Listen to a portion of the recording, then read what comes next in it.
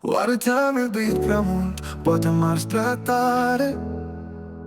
Ți-am dat tot ce am avut, dar tu n-ai fost în stare să vezi în ochii mei cât dor și cât lumină.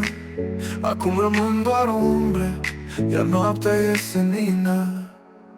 Oare te-am iubit prea mult și m-am pierdut pe mine? Mi-ai fost soare și furtună, dar tu nu mai ești cu mine. Am dat tot ce aveam, m-am risipit în tine. Oare te-am iubit prea mult și-am uitat de mine? Mi-ai fost răspuns și șoaptă, mi-ai fost și vis și dor.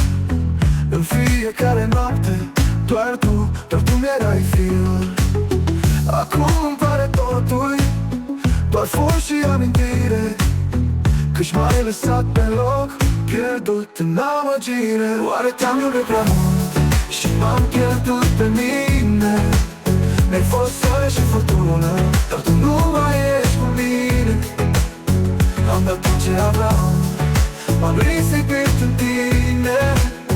Oare te-am iubit prea mult și-am uitat de mine? Poate într-o zi tu vei ști cât însemn.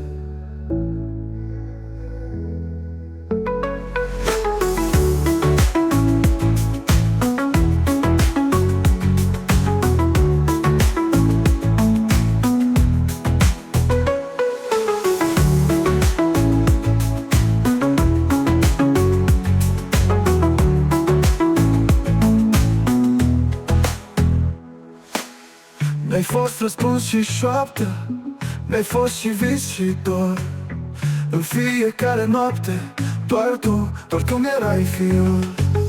Acum îmi pare totul doar foc și amintire, că-și m-ai lăsat pe loc, pierdut în amăgire. Oare te-am iubit prea mult și m-am pierdut pe mine? Mi-ai fost soare și furtună, dar tu nu mai ești cu mine. Am dat tot ce aveam, m-am risipit în tine. Oare te-am iubit prea mult și-am uitat de mine? Poate într-o zi tu vei ști cât însemn.